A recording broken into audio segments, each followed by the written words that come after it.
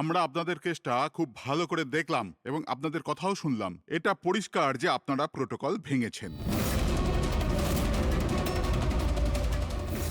এর আগে যে আমরা কোনো সিদ্ধান্ত নেই, যদি আপনি আপনার পক্ষ নিয়ে কিছু বলতে চান তো বলতে পারেন। আপনারা যখন স্থির করেই নিয়েছেন যে আমরা প্রোটোকল ভেঙেছি, তাহলে বাকি থাকলো কি? আমাদের ঠিক বলবার। দেখুন মিস্টার প্রদ্যুমান, আমাদের মধ্যে কোনো ব্যক্তিগত শত্রুতা নেই। আমরা যা বলছি তার সাক্ষী আছে। আর আমরা সবাই গত 20 বছর ধরে সিআইডিতে কাজ করছি। 20 বছর।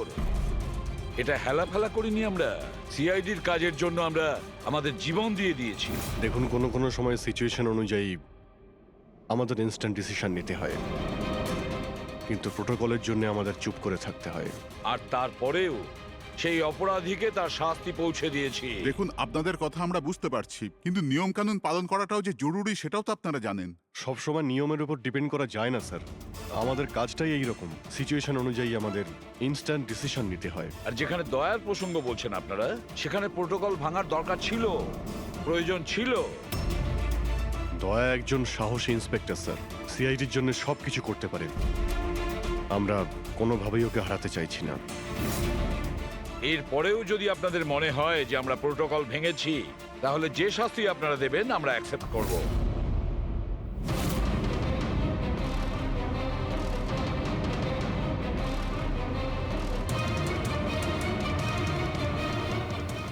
দেখুন, আমরা আপনাদের কথা মেনে নিচ্ছি, কিন্তু নিয়ম তো আপনারা ভেঙেছেন। আর নিয়ম তো ফলো করার জন্যই হয়, আপনারা তো আর আইনের থেকে ঊর্ধ্বে নয়। এই জন্য আমরা এই সিদ্ধান্ত নিয়েছি যে আপনাদের টিমটাকে ভাঙা হবে না, আপনারা কন্টিনিউ করতে পারেন। Thank you very much. কিন্তু আজ থেকে আপনাদেরকে মনিটর করা হবে। আপনাদের সমস্ত কেস একজন সুপারভাইজিং অফিসার মনিটর করবে, যাকে আমরা নিয়োগ করেছি।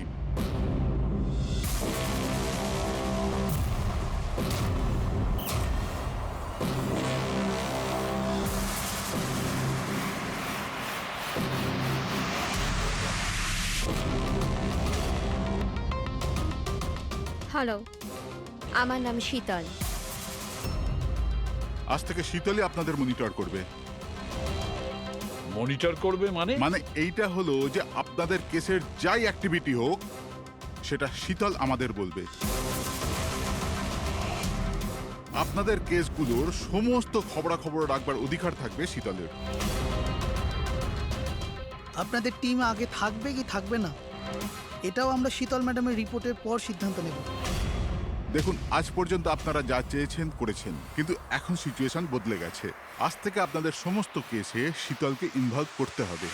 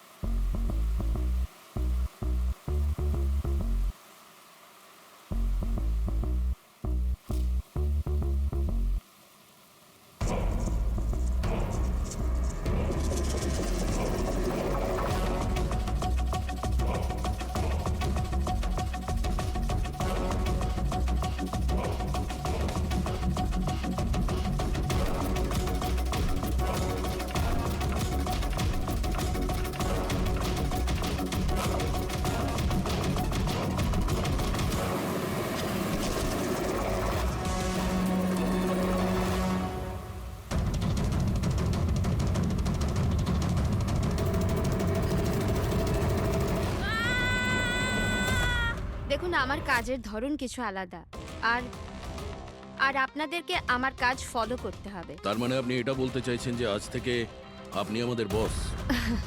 না না, I don't like the word boss. Boss বলা উচিত হবে না। দেখুন, আমি এখানে এসেছি আপনাদের কেসগুলো স্মুথলি হ্যান্ডেল করার জন্য, আর আমি চাইবো যে এখানে আমার ডিসিশনে ফাইনাল হবে। দেখুন প্লিজ, রাগ হওয়ার কোনো কারণই নেই, কারণ আমি শুধু অর্ডার্স ফলো করছি। ইনফ্যাক্ট আমার কাছে অর্ডার্স আছেও। আর এখানে পরিষ্কার লেখাই আছে যে আজকের পর যে কেসেরই আপনার ইনভেস্টিগেশনস করবেন ওটা আমার নজরের মধ্যে থাকবে। ইনফ্যাক্ট আমার লুক রাখতে হবে, আর প্রত্যেকটা ইনভেস্টিগেশন কেসের রিপোর্ট আমাকে দিতে হবে and that also includes forensic investigation. আর এখানে এটাও লেখা আছে যে কোনো সাসপেক্টের সাথে যে কোনো ফিজিক্যাল ভায়োলেন্স করার আগে আমাকে জিজ্ঞেস করতে হবে। আর দেখুন, হ্যালো এসিপি প্রদ্যুমান। আচ্ছা ঠিক আছে, আমরা আসছি। ওকে, দুটো খুন হয়েছে, আমাদের বেরোতে হবে। এত তাড়াতাড়ি বেরোবেন আপনারা? ফাইন্ড আউট করবেন না যে ওই কলটা ফ্রড নাকি সত্যি সত্যি মার্ডার হলো কিনা, এভাবে বেরিয়ে যাবেন? শীতল দেবী, আপনার কথা ভালো লেগেছে, কিন্তু ব্যাপারটা হলো দুটো খুন যেখানে হয়েছে আমাদের তাড়াতাড়ি সেখানে যেতে হবে। হ্যাঁ, আপনাকে সব রিপোর্ট আমরা পাঠিয়ে দেব। আপনাকে তো রিপোর্ট করতে হবে। Let's go.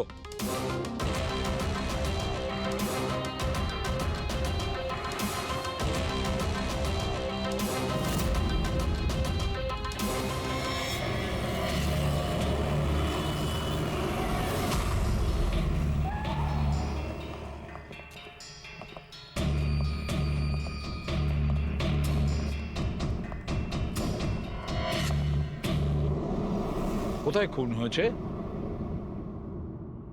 জানি না। জানো না? তার মানে আপনারাই ফোন করে বলেছিলেন যে খুন হয়েছে এখানে?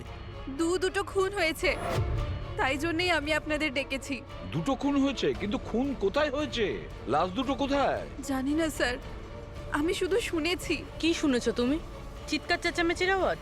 না, আমি সব কিছু শুনেছি, দেখেওছি, কিন্তু আমি ওখানে ছিলাম না। স্যার, ও কোনো বাজে স্বপ্ন দেখেছে তাই এই সব কথাবার্তা দেখুন বলছে। ম্যাডাম, স্বপ্ন নয়, আমি খুন হতে দেখেছি। কবে, কখন, কোথায় সেটা আমি জানি না, কারণ আমি ওখানে ছিলামই না। যখন আপনি ওখানে ছিলেনই না, তাহলে আপনি এই খুন হতে দেখলেন কি করে? এই টিউনের মাধ্যমে।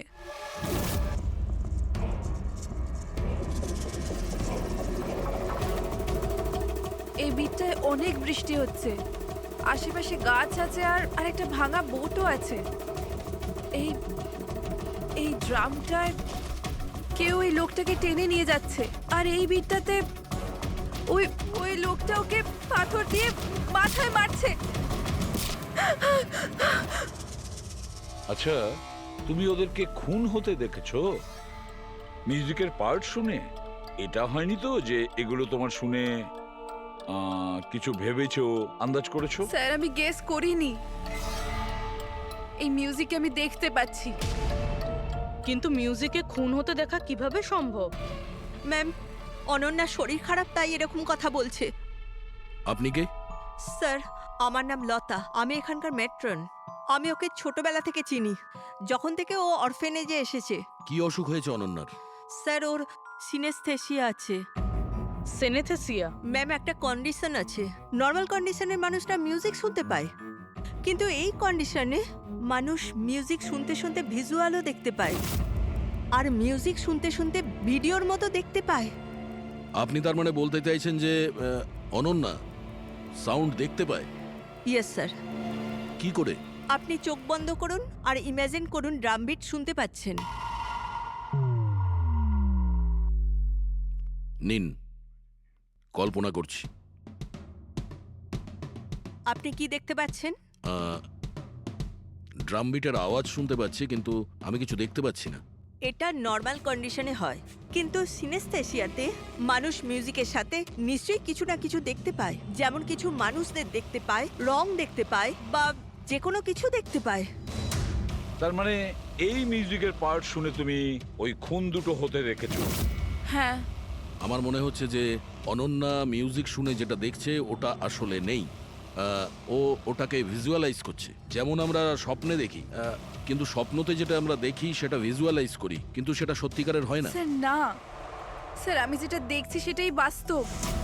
যেটা আমি দেখছি সেটা খুব ভয়ঙ্কর, যেন আমি টিভিতে কাউকে মার্ডার হয়ে যেতে দেখছি। আর দুটো আলাদা আলাদা মিউজিকে দুটো আলাদা আলাদা খুন হচ্ছে, একটা পাথর দিয়ে হচ্ছে আর একটা ক্রোবার দিয়ে। আচ্ছা, আর একটা খুনের ব্যাপারে তুমি কিছু বলতে পারবে? খুনটা কোথায় হয়েছে, তার আশেপাশে কোথায় কি ছিল, খুনি কে, কি করছিল?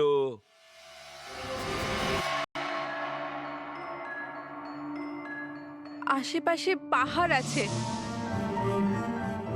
একটা লোক নিচে পড়ে আছে, নিজেকে বাঁচানোর চেষ্টা করছে। স্যার ও এসে গেছে, এসে গেছে স্যার। ওকে মারছে ক্রোবার দিয়ে, স্যার বারবার মেরে যাচ্ছে। ব্যাস, খুনির ফেস তুমি দেখোনি। ঠিক আছে, আমরা এই কেসের ইনভেস্টিগেশন করব। স্যার আমি এরকম কেসের ব্যাপারে তো শুনিনি। কিন্তু পুরবী যেভাবে ও ডিটেলসে আমাদের গল্পটা বলছিল, সন্দেহ হচ্ছে আমার সত্যি ঘটনা বলছে না তো। স্যার আমার কিছু মনে আসছে, যেরকম এই মেয়েটা বললো এরকম আমি কোথাও পড়েছিলাম স্যার। কোথাও পাথর দিয়ে খুন করা হয়েছে। তাহলে একটা কাজ করো দয়া, ক্রাইম ব্রাঞ্চে খোঁজ নাও যে এরকম দুটো কেস হয়েছে কিনা। Okay sir. স্যার, যেরকমটা আপনি বলেছিলেন ঠিক এরকমই কেস 2 মাস আগে পুনেতে হয়েছিল। তাকে পাথর দিয়ে হত্যা করা হয়েছিল।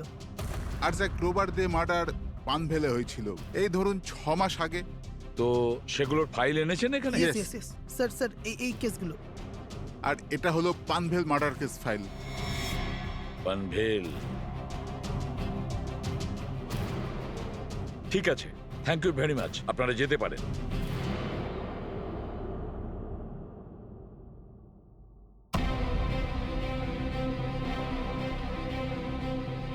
আমি খুন হতে দেখেছি, আশেপাশে গাছ আছে আর একটা ভাঙা বোটও আছে। যেটা ভিজুয়ালে দেখেছিল সেটা একদম হুবহু ওই রকম স্যার। তার মানে ও যা বলছে তার সঙ্গে মিলে যাচ্ছে। অদ্ভুত ব্যাপার স্যার, এই দুটো ঘটনার কথা আজ মিউজিক শুনে অনন্যা ভিজুয়ালাইজ করেছেন, কিন্তু এই দুর্ঘটনা দুটো একটা 6 মাস আগে আর আরেকটা তো 2 মাস আগে হয়েছে। এটি কিভাবে সম্ভব? যে মেয়েটা এই ক্রাইম সিনে ছিলই না, সে সব কিছু ভিজুয়ালাইজ কি করে করলো? আমি মানি না। আর বাই দ্য ওয়ে, এই সিনিস্থেসিয়া কি? আসলে এটা বোঝানো খুব কঠিন, কিন্তু আমি চেষ্টা করছি বোঝানোর। দেখুন, ব্যাপারটা হচ্ছে যখন আপনি কোনো বিশেষ জিনিসের ঘ্রাণ নেন, তখন তার সঙ্গে জড়িত সমস্ত স্মৃতি আপনার মনে আসে। এটা ধরুন কোনো বিশেষ ব্যক্তি বা কোনো বিশেষ জায়গা, সবকিছু। ধরে নিতে পারেন যে এই গন্ধ এক প্রকার আপনার মেমারিকে ট্রিগার করে, কিন্তু এটা শুধুমাত্র সিনিস্থেসিয়ার কন্ডিশনই হতে পারে। এই কেসে সুগন্ধর জায়গায় কোনো মিউজিকে পেয়ে গেছে। এক্স্যাক্টলি। এবার দেখুন, মেয়েটি একটা বিশেষ ধরনের মিউজিক শুনেছে। ওই মিউজিকটার একটা বিশেষ জায়গায় একটা বিশেষ ধরনের প্রিলিউড ব্যবহার করা হয়েছে, যেটা ওকে একটা গাছের স্মৃতি মনে করিয়ে দেয়। আর আরেকটা ইনস্ট্রুমেন্টেও লোকটাকে দেখেছিল। এক্স্যাক্টলি। বাস আমার মনে হয় খুনি এই খুনের ঘটনাটাকে কোনো বিশেষ পদ্ধতিতে মিউজিকে কনভার্ট করেছে। মানে হচ্ছে যখন মিউজিক বাজে তখন ওই ঘটনার সঙ্গে জড়িত সমস্ত জিনিস, সমস্ত জায়গা স্মৃতিকে আলোড়িত করে। কিন্তু এই সমস্ত কিছু সেই ভিজুয়ালাইজ করতে পারে যার সিনিস্থেসিয়া রোগ আছে, অন্য কেউ নয়। আর এটাই ওই অরফানেজের মেট্রনও বলেছে। আপনাদের কাছে এইসব কিছু অদ্ভুত লাগছে না? যাই হোক, কেস সলভ করা আমাদের কাজ। স্যার হতে পারে এই খুনিরও এই সিনেস্থেসিয়ার অসুখ আছে, আর ওই এই মিউজিক রেকর্ড করেছে, কারণ এই মার্ডার আর ক্রাইম সিনের ব্যাপারে ওই জানে। কিন্তু জানতে কি করে পারবো যে এই মিউজিকটা কম্পোজ করে ইন্টারনেটে কে আপলোড করলো? আর সেটা খুঁজবই বা কি করে স্যার? ফেডরিক, ইন্টারনেট খোলো, দেখো ইন্টারনেটে এই পার্টিকুলার মিউজিক পিসগুলো যেগুলো দুটো কেসে আছে সেগুলো কোথাও আছে কিনা।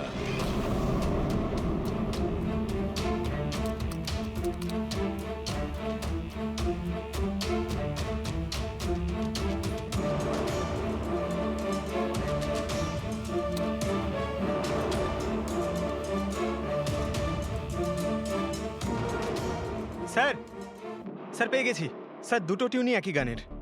একটা ইন্ডিয়ান টিম বানিয়েছে। ডেকে নাও ওই ব্যান্ডের লোকেদের। Okay sir.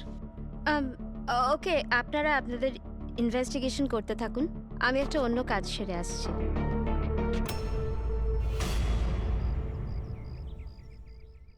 অনন্যা, আমার নাম শীতল। আমার তোমার সাথে কিছু কথা বলার ছিল। আমরা কি কথা বলতে পারি? অনন্যা,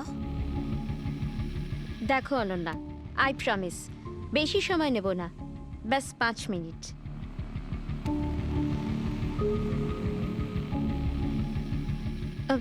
ও কিছু বলছে না কেন? ম্যাম ওই খুব ভয় পেয়ে আছে। ওই ঘটনাটা ওর মাথায় খুব প্রভাব ফেলেছে। ও নর্মাল হতে কিছুটা সময় লাগবে। ওকে। আমার অনন্যার ব্যাপারে এখানে লোকের সাথে কিছু কথা বলতে হবে। পসিবল? হ্যাঁ প্লিজ। মিউজিক টিউন থেকে খুন? এটা কিভাবে সম্ভব স্যার? পসিবল আছে।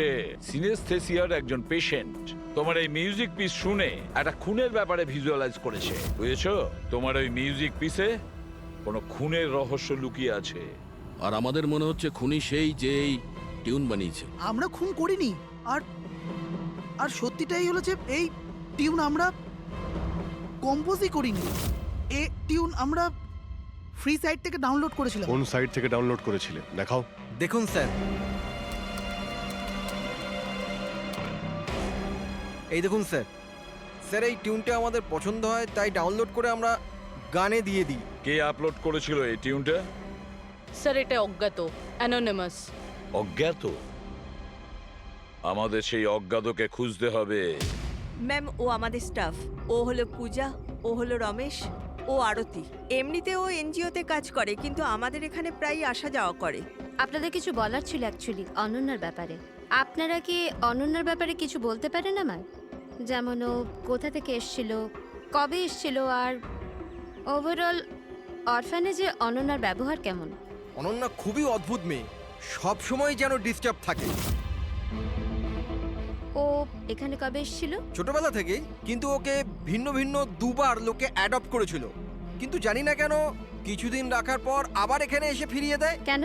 এর কারণ? নিশ্চয়ই ওর খারাপ ব্যবহারের জন্য, ওর মাঝে মাঝে ঝগড়া করার জন্য, মাঝে মাঝে ভায়োলেন্ট হয়ে যেত। ব্যাস এই অভ্যেসটা ওর ছোটবেলা থেকেই ছিল। কি ভুলভাল বলছো তুমি?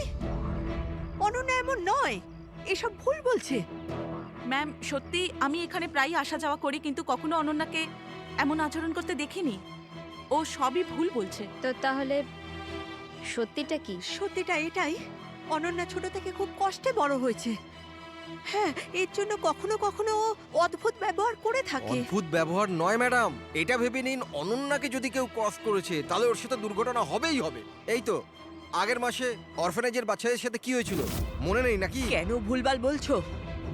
কি হয়েছিল বলো। ম্যাম আগের মাসে একটা বাচ্চার ফুড পয়জন হয়ে গেছিল, আর ওই দিনই ওর ঝগড়া অনন্যার সাথে হয়েছিল। আচ্ছা, তার মানে তুমি বলছো যে এটা অনন্যা করেছে? হ্যাঁ। ভেবে চিন্তে কথা বলো রমেশ, খুবই বাজে কথা বলছো অনন্যার নামে। মেট্রন, অনন্যাকে অরফানেজ থেকে দুটো ফ্যামিলি অ্যাডপ্ট করেছিল, কিন্তু তারা ফেরত পেয়ে যায়। এর পিছনে কোনো কারণ তো থাকবেই। হয়তো অনন্যারই কোনো দোষ ছিল, খামতি ছিল। আমি মানতে পারলাম না। এনিওয়ে, অনন্যার ব্যাপারে কি কোনো ফাইল আছে যেখানে ওসব ডিটেলস আছে? সেটা কি আমি দেখতে পারি? হ্যাঁ নিশ্চয়ই।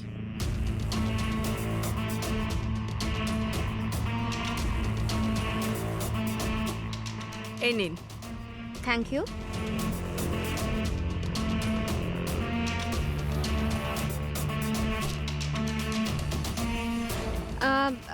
থ্যাংক ইউ মেট্রন, কিন্তু আমাকে এখনই বেরোতে হবে।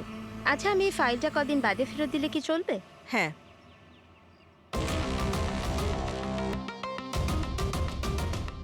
হ্যালো, আমাকে যাদের সিনেস্থেসিয়া আছে না, ওনাদের সাথে দেখা করার আছে, আর ওদের ব্যাপারে কিছু জানার আছে। এই 3 জনের সিনেস্থেসিয়া আছে। 1 মিনিট, আপনাদের কিছু দেখাতে চাই আমি।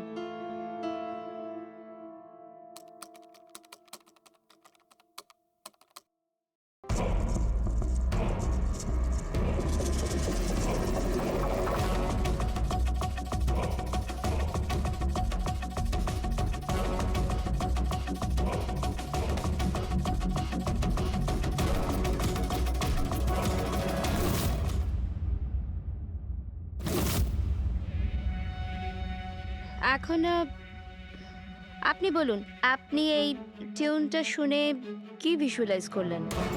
ম্যাম আমি একটা বড় ঘাস ভর্তি মাঠ দেখলাম, সেখানে গরু ঘাস খাচ্ছিল আর সূর্য পরিষ্কার দেখা যাচ্ছিল। আমি একটা নদী দেখলাম, ওখানে নৌকো ছিল আর আমি দেখলাম কিছুজন আগুন জ্বালিয়ে বসেছিল। ইন্টারেস্টিং। চলুন আপনাদের মধ্যে আপনি বলুন, আপনি কি দেখলেন? শহর শহর দেখেছি আমি, ওই ভিড়ভাট্টার জায়গা আর উঁচু উঁচু বিল্ডিং আর ওগুলোর উপর বিজ্ঞাপনের লাইট লাগানো। ইন্টারেস্টিং। 3 different interpretations. ভালোই হলো, আপনারা দেখলেনও আর নিজেদের কানে শুনলেনও। 3 জন যাদের সিনেস্থেশিয়া আছে তারা একই টিউন শুনেছিল, কিন্তু 3টে আলাদা ভিজুয়ালস দেখলো। আর ওই মিউজিক শুনে খুন হতে দেখেছে। এক্স্যাক্টলি। দুনিয়াতে একজনই মানুষ আছে যে এই মিউজিক টিউনটাকে খুন দিয়ে ইন্টারপ্রেট করেছে। কে? খুনি নিজেই। আর ওই খুনি আর কেউ নয়, অনন্যা। হোয়াট? এটা আপনি কি বলছেন? ওই মেয়েটা নির্দোষ? দেখুন এসিপি স্যার, কেস প্রমাণ দিয়ে সলভ করা হয়, ভাবনা দিয়ে নয়। আর আমি ভাবনায় বয়ে যাওয়ার ভুল করিনি।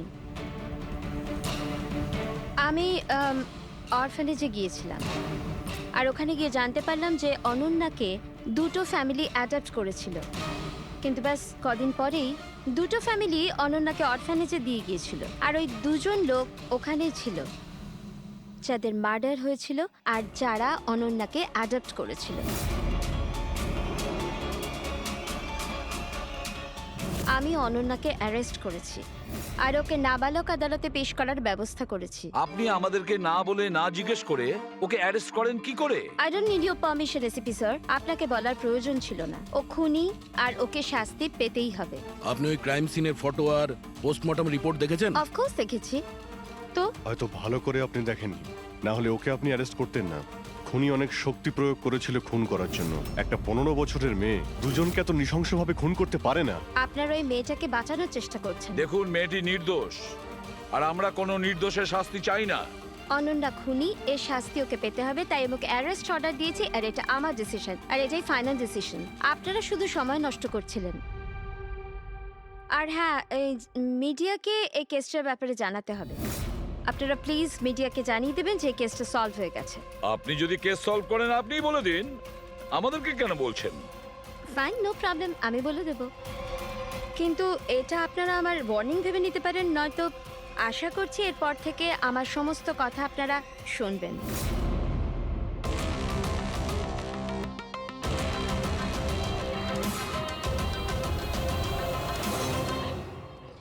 আপনারা এটা জেনে খুবই খুশি হবেন যে এই কেসটা সলভ হয়ে গেছে। ম্যাম, কে খুনি? খুনি একটা 16 বছরের মেয়ে যার নাম অনন্যা। বেশ কিছুদিন ধরেও আমাদের সবাইকে বোকা বানিয়ে দিব্যি ঘুরছিল, কিন্তু আমি ওকে অ্যারেস্ট করে নিয়েছি। ম্যাম, এই কেসটা অনেক পুরনো না? হ্যাঁ, এই কেস বেশ পুরনো ছিল। ইনফ্যাক্ট বেশ কিছুদিন ধরে ওটা ক্রাইম ব্রাঞ্চের খরচের খাতায় পড়েছিল, কিন্তু সিআইডি যখনই টেক ওভার করলো 24 ঘন্টায় কেস সলভ। তো ম্যাম, আপনিও সিআইডির একজন? আগে হ্যাঁ, আমি আজই সিআইডি টিম জয়েন করেছি অ্যাজ দ্য সুপারভাইজার। আর জয়েন করতেই একদিনে কেস সলভ হয়ে গেল। যদি এই কেস অনেক সময় থেকে ঠান্ডা হয়েছিল, সিআইডি তাহলে কেন টেক ওভার করেনি এটাকে? কারণ এই টিমে আগে আমি ছিলাম না, এই জন্যে। কিন্তু ম্যাম, অন্য অনেকে তো ছিল টিমে। হ্যাঁ, এনারা প্রায় 20 বছর ধরে আছেন আর মামলা তদন্ত করতেই থাকেন, কিন্তু আসলে ওনারা কখনো কখনো ভাবুক হয়ে যান। আর কোনো কেসে ভাবুক হওয়া মানে ইনভেস্টিগেশন থেমে যায়। ইনভেস্টিগেশনের জন্য কেবল লজিকের দরকার, যেটা আমি করেছি, আর কেস সলভ হয়ে গেছে। 1 মিনিট, আমি আপনাদের ভুল ধারণা শুধরে দিচ্ছি। আসলে এই কেসটা এখনো পুরো সলভ হয়নি। হয়নি? এই তো একটু আগে বললো যে কেস সলভ হয়ে গেছে। স্যার, এই কেসে আর কি বেঁচে আছে? খুনি তো ধরা পড়ে গেছে। একদমই না, খুনিকে আমরা এখনো ধরতে পারিনি। কিন্তু ম্যাডাম তো বলছেন যে খুনি ওই মেয়েটাই। এরকম ম্যাডামের মনে হচ্ছে। আমাদের ইনভেস্টিগেশনের হিসেবে হয়তো ওই মেয়েটা নির্দোষ। স্যার, তাহলে আসল খুনি কে? ইনভেস্টিগেশন চলছে, খুব তাড়াতাড়ি আপনাদের সামনে সত্যিটা চলে আসবে। I am sorry, no more questions. সময় নেই আর। Thank you so much for coming. Thank you. আপনাদের সাহস কিভাবে হয় এই মিডিয়ার সামনে আমাকে ইনসাল্ট করার? আপনাদের এই ব্যবহারটা আমি দেখে নিলাম, and trust me, there will be consequences. খুব দ্রুত আমাদের খুনিকে ধরতে হবে, না হলে শীতল পদে পদে আমাদের বাধা দেওয়ার চেষ্টা করবে। অভিজিৎ, প্রথমে এটা খোঁজ নিয়ে দেখতে হবে যে ও যে সময় খুন হয়েছিল তখন ও কোথায় ছিল। আমাদের একটা টিম পুনে পাঠাতে হবে এই কেসটাকে তদন্ত করার জন্য, আর আরেকটা টিম পাঠাতে হবে পানভেলে। আপনারা এটা জেনে খুবই খুশি হবেন যে এই কেসটা সলভ হয়ে গেছে। খুনি একটা 16 বছরের মেয়ে। ইনফ্যাক্ট বেশ কিছুদিন ধরে ওটা ক্রাইম ব্রাঞ্চের খরচের খাতায় পড়েছিল, কিন্তু সিআইডি যখনই টেক ওভার করলো 24 ঘন্টায় কেস সলভড।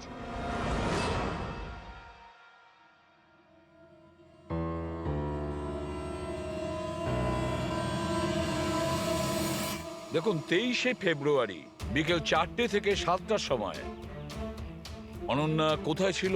সাধারণত তখন বাচ্চারা বাইরে যায় খেলতে আর 9টার মধ্যে চলে আসে। আচ্ছা, অনন্যা অরফানেজ গিয়েছিল না বাইরে? না স্যার, অনন্যা এখানেই ছিল আর কোথাও যায়নি। এটা আপনি এত জোর গলায় কি করে বলছেন? এর জন্যই বলছি, কারণ আমার অনুমতি ছাড়া কোনো বাচ্চা বাইরে যেতে পারে না। কিন্তু কখনো কখনো অনন্যা কয়েক ঘন্টার জন্য অরফানেজ থেকে উধাও হয়ে যেত, এটাও তো বলো ওনাদের। স্যার, ও মিথ্যে বলছে। ও অনন্যাকে হিংসে করে। আমি কেন অনন্যাকে হিংসে করব? তাহলে ওকে বদনাম কেন করছো? আমাদেরকেও বলেছে এখানে কিছু কিছু লোকের পেছনে লাগে। স্যার, আমি শুধু অনন্যার ব্যাপারে আপনাদের খোঁজ খবর দিচ্ছিলাম। তাহলে এটাও বলো না যে আগের বছর অনন্যা তোমার নামে কমপ্লেন করেছিল। এর বিরুদ্ধে কেন? স্যার, ও এখানের বাচ্চাদের মারতো। অনন্যা ওর নামে কমপ্লেন করেছিল, সাসপেন্ডও হয়েছিল। তখন থেকে অনন্যাকে ঘৃণা করে। স্যার, ও এখানের বাচ্চাদের মারতো। অনন্যা ওর নামে কমপ্লেন করেছিল, সাসপেন্ডও হয়েছিল। তখন থেকে অনন্যাকে ঘৃণা করে। একটা কথা বলো, অনন্যাকে ওই মিউজিক পিস শুনতে কে বলেছিল? স্যার, ইনি। হ্যাঁ স্যার, অনন্যা মিউজিক পছন্দ করতো। অনেকবার ওকে নানা ধরনের গান শুনতে দেখেছি। এর জন্য ওকে আমি মিউজিক শুনতে দিতাম। বুঝতে পারিনি এতে প্রবলেম হয়ে যাবে। আচ্ছা, আপনাদের মধ্যে কি কেউ মিউজিক ইনস্ট্রুমেন্টস বাজাতে জানেন? স্যার, আমি পিয়ানো বাজাতাম। স্যার, আমিও পিয়ানো বাজাই। আচ্ছা, একটা কথা বলুন, যেদিন পুনেতে খুন হয়েছিল সেদিন আপনারা কোথায় ছিলেন? আমরা সব বাচ্চাদের নিয়ে পুনা গিয়েছিলাম। সেদিন আপনারা সবাই পুনাতে ছিলেন? কি ছিল ওখানে? ওখানে একটা ইভেন্ট ছিল, তাই। স্যার, হ্যাঁ, এরা প্রত্যেকে সাধু সাজার নাটক করছে। একটা কাজ করি আমরা, এদের প্রত্যেকের কম্পিউটার চেক করো, দেখো কে এই মিউজিক পিস বানিয়েছে আর আপলোড করেছিল। কারণ যে এই মিউজিক পিস বানিয়ে আপলোড করেছে না, সেই খুনি হতে পারে।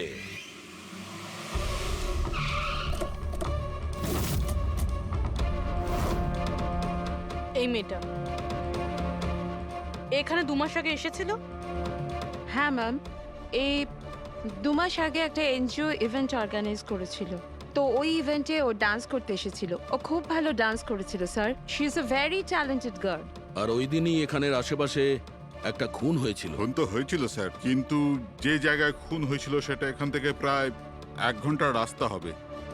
আর এই ইভেন্ট ওই দিন কটার সময় শুরু হয়েছিল? 5টার সময় শুরু হয়েছিল, রাত প্রায় 8টার সময় শেষ আচ্ছা, হয়েছিল। আপনাদের কি মনে আছে এই মেয়েটা পুরো সময় ইভেন্টেই ছিল নাকি এখান থেকে অন্য কোথাও গিয়েছিল? এই মেয়েটা 6টার সময় স্টেজে উঠেছিল আর ইভেন্ট শেষ হওয়া পর্যন্ত স্টেজেই ছিল। স্যার, মেডিকেল রিপোর্ট অনুযায়ী খুন 3টে থেকে 6টার মধ্যেই হয়েছে।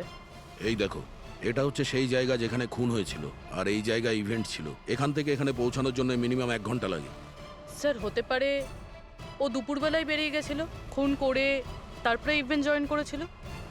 আরে না না ম্যাম, এরকম কিছুই হয়নি। অ্যাকচুয়ালি ইভেন্ট শুরুর আগে আফটারনুনে রিহার্সাল ছিল, আর ওই মেয়েটা ওখানে 4টে পর্যন্ত ছিল। আর এরপর 5টা থেকে সমস্ত স্টুডেন্ট ব্যাক স্টেজে এক জায়গায় হচ্ছিল। 4টের সময় রিহার্সালে ছিল, হ্যাঁ। আর 5টার সময় ব্যাক স্টেজ। Yes. আর একটু আগে আপনি বললেন 6টার সময়ও স্টেজে ছিল। যদি এটা হয় তো অনন্যা খুন কি করে করবে? আর যদি অনন্যা খুন না করে থাকে তাহলে খুন করলোটা কি? সমস্ত রিপোর্ট আর এভিডেন্স তৈরি করার পর আমার মনে হচ্ছে যে অনন্যা নির্দোষ। আপনার কোনো অবজেকশন? No your honour. কিন্তু স্যার, এনার কাছে পুনে মার্ডার কেসের এভিডেন্সের রিপোর্ট আছে। পানভেল মার্ডার কেসে নির্দোষ প্রমাণ করার কোনো এভিডেন্স বা কোনো রিপোর্ট নেই। এরকম হতে পারে যে অনন্যা অরফানেজ থেকে বেরিয়ে গিয়েছিল আর মার্ডার করে আবার ফিরে গিয়েছিল। It can be possible, right sir? আপনার কাছে যদি কোনো প্রমাণ থাকে তো প্লিজ দিন, যাতে এটা প্রমাণ হয় যে যখন খুন হলো অনন্যা পান ফেলেছিল। দেখুন, এভিডেন্সেস আর সাক্ষ্য প্রমাণ অনুযায়ী এই কেসটা ডিসমিস করে দেওয়া হচ্ছে। অনন্যাকে দয়া করে ছেড়ে দিন।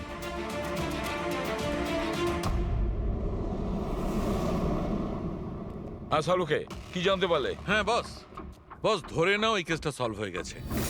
শীতল আমাদের ডেমনস্ট্রেট করে দেখিয়েছিল যে সিনিস্থেসিয়ার দুটো আলাদা আলাদা রোগী একই ধরনের মিউজিক শোনার পরে আলাদা আলাদা ইন্টারপ্রিট করে থাকে। হ্যাঁ বস, আমি আমার বন্ধুর থেকে সবকিছু জেনেছি, যে এই ব্যাপারে এক্সপার্ট।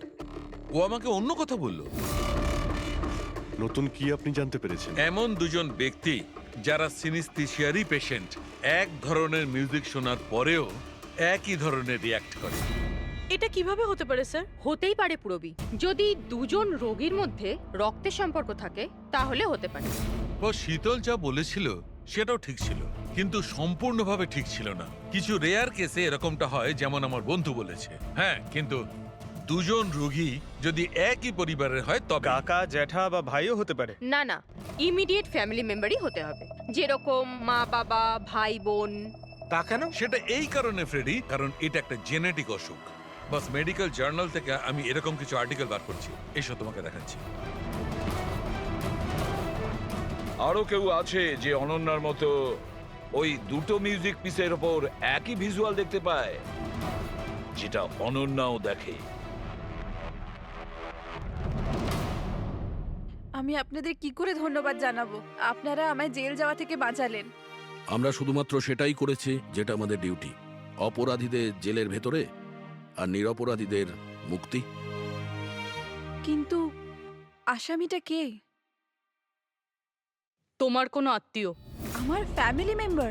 হ্যাঁ অনন্যা, কারণ তোমার কাছে যে ধরনের ভিজুয়ালস এসছে সেই ধরনের ভিজুয়ালস তার কাছেই যেতে পারে যার সঙ্গে তোমার রক্তের সম্পর্ক আছে, আর সেই এই ধরনের মিউজিক বানিয়েছে। কিন্তু স্যার, আমার ফ্যামিলি মেম্বার কি করে হতে পারে?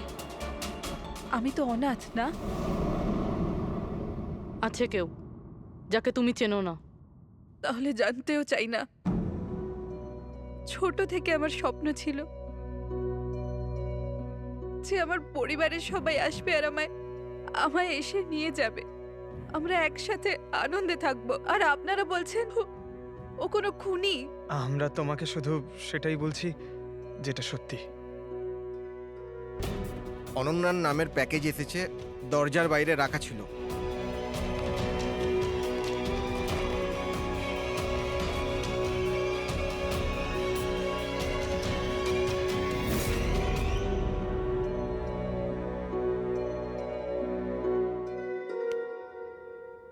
Pen drive? পঙ্কজ,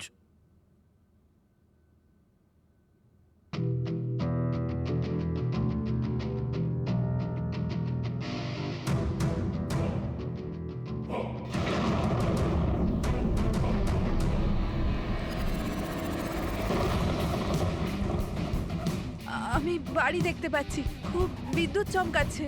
কোনো মহিলা বাড়ির মধ্যে দৌড়াদৌড়ি করছে আর একটা দোলনাও আছে বাইরে। কেউ ওই মহিলার পিছনে ক্রোবার নিয়ে দৌড়চ্ছে। আর কি? ও ওই মহিলাকে ক্রোবার দিয়ে মারছে। কাকে মারতে দেখলে? জানি না স্যার, এটা তো একটা চিঠিও আছে। আনিয়া, এটা তোমার ভবিষ্যৎ। তুমি যা দেখেছো তোমার সাথে তাই হবে, এটাকে কেউ আটকাতে পারবে না। এই মিউজিকের সাথে অনন্যা যেটা দেখেছে, কেউ ওই মহিলাকে মারতে চলেছে। আর একটা বাড়ি আছে, বাড়ির সামনে বিদ্যুৎ চমকাচ্ছে আর আর দোলনা আছে। আর স্যার, খুনি খুন ক্রোবার দিয়ে করে। এতদিন আমরা ভাবতাম খুনি আগে খুন করে তারপরে মিউজিক বানায়, কিন্তু এখানে তো উল্টো। প্রথমে খুনি মার্ডার প্ল্যান করে, তারপরে মিউজিক বানায়, আর তারপরে মিউজিক অনুযায়ী খুন করে। আমি আমি মরতে চাই না, প্লিজ আমায় বাঁচিয়ে নিন। অনন্যা, ঘাবড়িও না, তোমার কিচ্ছু হবে না, আমরা আছি না তোমার সাথে। সবার আগে ওই খুনিকে খুঁজতে হবে, যে কোনো ভাবেই হোক। কিন্তু যদি খুনি ওর পরিবারেরই একজন হয়, তাহলে খুঁজবো কি করে? ওকে খোঁজার আগে আমাদের এটা জানতে হবে যে 16 বছর আগে অনন্যাকে অরফানেজে নিয়ে এসেছিল কে। হয়তো ও জানতে পারে অনন্যার ফ্যামিলি সম্পর্কে। আপনাদের কিছু মনে আছে কে ছিল যে অনন্যাকে এখানে রেখে গেছে? না, মনে তো নেই। 16 বছর আগে কেউ ওকে বাইরে ছেড়ে চলে গিয়েছিল।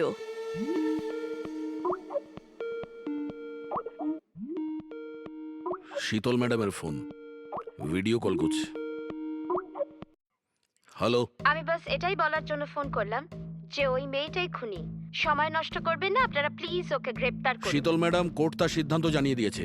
আর কোর্টের কি সিদ্ধান্ত সেটা আপনিও শুনেছেন। এই কোর্টের চক্করে আপনারা সময় নষ্ট করছেন। প্লিজ আপনারা ভুল, আর আপনাদের এটা মেনে নিতেই হবে। স্যার, স্যার এটা সেই বাড়ি। ওই বাড়ি? কোন বাড়ি? আমি এই মাত্র যেটা দেখলাম, ওই যেখানে খুন হতে চলেছে, ওই ওই গাছ দোলনা, এটাই ছিল স্যার। কোন জায়গার কথা বলছে মেয়েটা? শীতল ম্যাডাম, এখন আপনি কোথায় আছেন? আমি এখন আমার বাড়ির বাইরে। আর কোথায় থাকবো? আপনার প্রাণের সংশয় আছে। কি বলছেন আপনি অফিসার? আমার প্রাণ বিপদে, আমাকে কে মারবে? দেখুন শীতল ম্যাডাম, উনি আপনাকে মারার জন্য মিউজিক কম্পোজ করেছে, যেটাও আমাদের পাঠিয়েছে। আর ওই মিউজিকের হিসাবে আপনার ঘরের কি লোকেশন। বাচ্চাদের মতো কথা বলছেন অফিসার? আমাকে ভয় পাওয়ানোর জন্য সব করছেন না, আর আমি ভয় পাচ্ছি না। আর আমাকে সব বলছেন আপনাদের কেসের পথে আমি বাধা দেই। শীতল ম্যাডাম, এই ব্যাপারে আমরা পরেও কথা বলতে পারবো। আমার কথা মন দিয়ে শুনুন। আপনি ইমিডিয়েট বাড়ির ভেতরে যান আর দরজা জানলা সব বন্ধ করুন। আর আমরা যতক্ষণ না ওখানে পৌঁছই, আপনি কারোর কথায় দরজা খুলবেন না। মানে? আমি আপনাকে পরে বোঝাবো। এখন আমি আপনাকে যেটা বললাম সেটা করুন।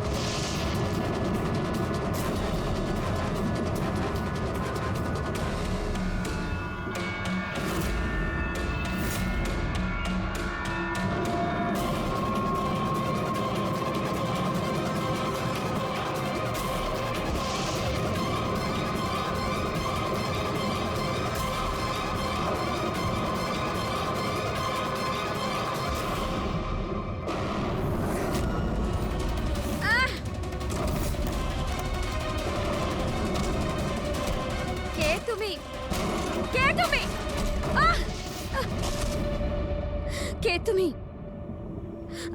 তুমি আমার উপর আক্রমণ করছো কেন? তুমি জানো না এর ফল কি হবে। আমি তোমাকে ছাড়বো না। আমার কাছ থেকে বেঁচে তুমি পালাতে পারবে না। কে তুমি? ওই দাঁড়া। আমাকে ওকে স্যার।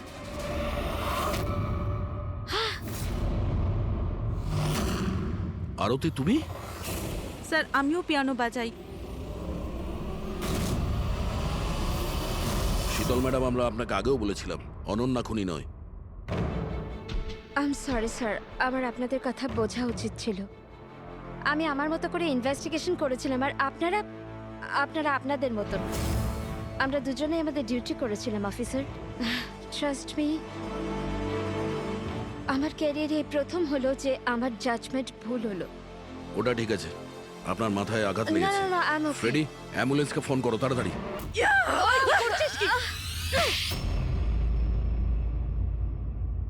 শীতল ম্যাডামের ওপর হামলা করেছো কেন তুমি? আমার মেয়েকে বাঁচানোর জন্য। কোন মেয়েকে বাঁচানোর জন্য? অনন্যাকে। অনন্যা আমার মেয়ে হয়। শীতল তাকে জেলে পাঠাতে চলেছিল, এই জন্য আমি ওকে শিক্ষা দিতে চেয়েছিলাম। আর খুন কেন করেছো? 17 বছর আগে যখন আমি প্রেগনেন্ট ছিলাম, আমার স্বামী আমাকে মানসিক হসপিটালে পৌঁছে দিয়েছিল। কারণ আমি মানসিকভাবে অসুস্থ ছিলাম। ওখানে আমি 15 বছর ছিলাম। কিন্তু কিন্তু কি কিন্তু আমার স্বামী আমার মমতার গলা টিপে দিয়েছিল। কি করে? অনন্যা ওখানেই জন্মেছিল, কিন্তু ওকে আমার কাছ থেকে ছিনিয়ে নিয়েছিল। 15 বছর পর আমি বাইরে এলাম, তখন আমি জানতে পেরেছিলাম যে আমার স্বামী মারা গেছে, কিন্তু অনন্যা কোথায় আছে আমি জানতাম না। ও বেঁচে আছে কি নেই সেটাও আমি জানতাম না। আমি অনেক অরফানেজে ওকে খোঁজার চেষ্টা করেছিলাম, ওকে কোথাও পেলাম না। ওর ব্যাপারে কি করে জানতে পারলেন আপনি? 6 মাস আগে যখন আমি এই অরফানেজে এলাম, তখন আমি অনন্যার কেস ফাইল পেলাম। আমি জানতে পারলাম যে অনন্যাকে 2 জন মানুষ অ্যাডপ্ট করেছে, আর তারপর ওকে ফেরত পাঠিয়ে দিল। কিন্তু যখনই আমি জানতে পারলাম যে অনন্যার সিনেস্থেশিয়া আছে আর ও সব দেখতে পাচ্ছে যেটা আমি মিউজিকে প্ল্যান করেছিলাম, তখনই আমি রিয়েলাইজ করলাম যে অনন্যা আমারই মেয়ে। এই জন্য আমি 2 জনকে খুন করে দিলাম। আমি ওই মানুষগুলোকে ঘেন্না করি যারা অনাথ বাচ্চাকে অ্যাডপ্ট করার পরেও তাদের ফিরিয়ে দিয়ে যায়। আমি অনন্যাকে সবকিছু বলে দিতে চেয়েছিলাম, কিন্তু আপনাদের অনুসন্ধানের ফলে আমি থেমে গেলাম, কেননা আমার মনে হলো যে আপনারা অনন্যাকে সন্দেহ করবেন। এই জন্য আমি চিঠি পাঠিয়ে আপনাদের মন অন্যদিকে ফিরিয়ে দেওয়ার চেষ্টা করেছিলাম, কিন্তু আপনারা আমার প্ল্যানকে ভেস্তে দিলেন। যে মেয়েকে পাওয়ার জন্য তুমি 2টো জীবন নিয়েছো, এখন সারা জীবন ওই মেয়ের থেকে দূরে থাকতে হবে তোমায়, জেলের ভেতরে, কাল কোঠরিতে।